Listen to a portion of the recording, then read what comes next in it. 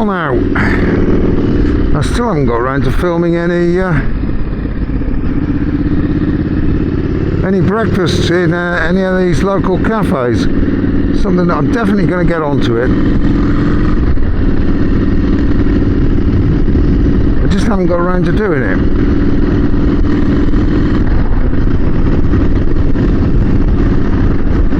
But something I've noticed, all the messing I've been doing with this bike, and this is over a long period of time, one thing I have noticed, and this is since putting the cast alloy wheels on it, if I'm really pushing it,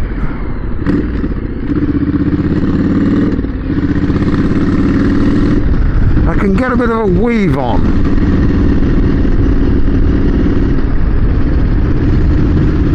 Never a full-blown tank slapper. Just get a slight little bit of a weave with the steering. Now I've messed with tyre pressures. I mean, I've got a smaller diameter wheel.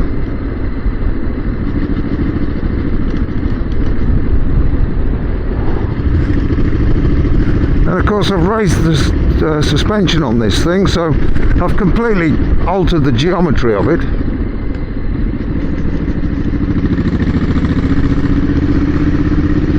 But anyway, I've messed with tyre pressures and I can't really make any difference. I'm sort of going up in by a couple of pounds per square inch at a time until it's effectively very overinflated, and then try going the other way, going down by a couple of pounds each time until it's at the point where you can see it's underflated. And I've still got that weave. I mean, it did affect the handling in other ways, so I've gone back to where it should be, to the recommended tyre pressure. So I've decided the only way I'm going to, I don't want it ever to develop into a full-blown tank slapper. So what I'm going to need to do is, or what I'm going to do anyway, is I'm going to fit a steering damper to it. And I'll have that on its lowest friction setting to start with. I mean, I haven't even got anything yet. I'm looking into it and how the hell I'm going to fix it. But I'll start at its lowest friction setting and click it up by one setting until the weave is gone. I've done it before in the past on other bikes, and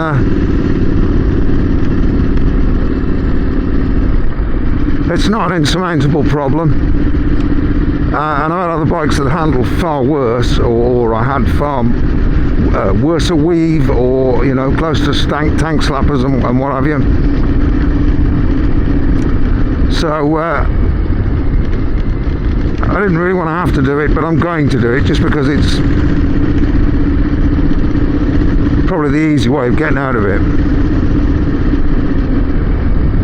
So that's going to be a watch this space. Coming up, I don't know when I'm going to publish these films, so this might be back to front what I'm saying now, but coming up a few days from today, there's a classic bike show being held at a pub down by the where the Iron Bridge is. A lot of flat tankers and, you know, proper old vintage bikes will be there, so I will be paying that one a visit. I'll take the camera along to that.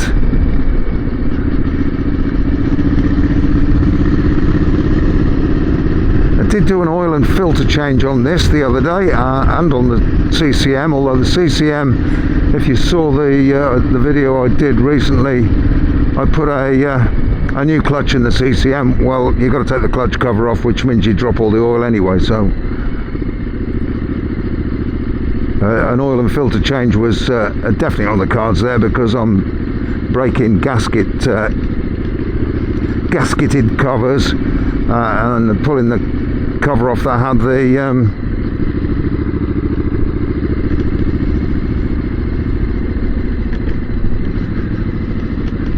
the oil filter in it. So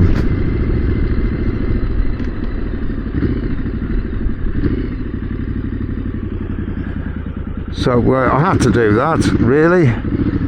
Plus I I tend to do oil and filter changes on my bikes annually anyway, which always falls short of the recommended mileage. I'm actually not sure what the recommended mileage is on the CCM. I've got a feeling it might be 5,000 miles or 6,000 miles. On this it's 10,000 miles. I don't do that in a year on either bike, so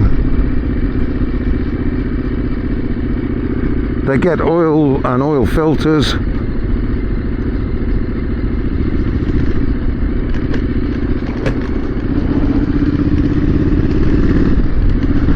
Ahead of the time when they're ahead of the mileage time that they're due anyway.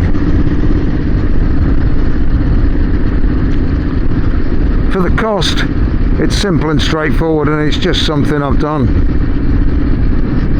well, forever, I guess.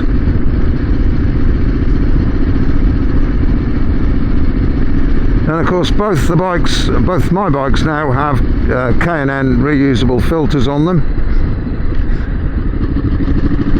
Filters that are direct replacements for the originals, so they get popped out, washed and re-oiled and put back in, so they're nice and easy to do. So for the sake of probably an hour per bike to do everything, I figure I might as well do it annually.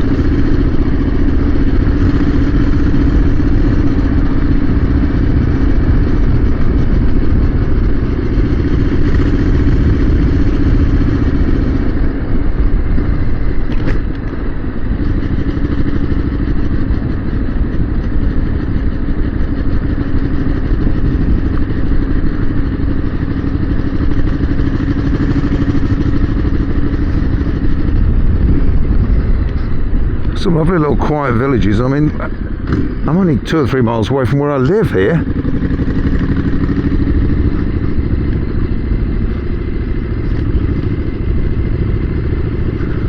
The roads aren't great.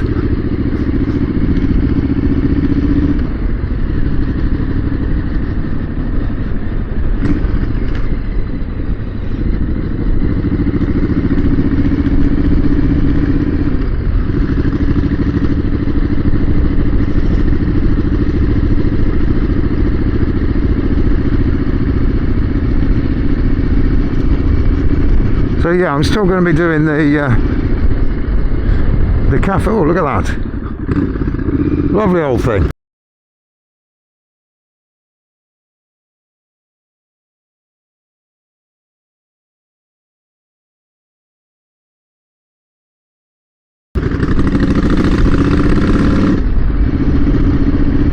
A Spitfire wind twirly thing. Although it's quite breezy today and it wasn't spinning, so it might want a bit of lubrication, that.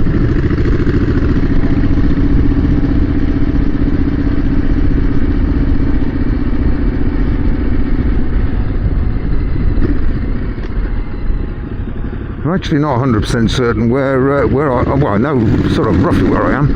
I don't know these little country roads, despite the fact that they're very close to where I live. So I'm just I'm kind of exploring a little bit today. And the reason is, if you go west, northwest or east of where I live, there are major roadworks in every direction. So the only way you can actually go without getting held up is south. So at the moment I'm roughly heading north, hoping that I can cut out a load of these roadworks.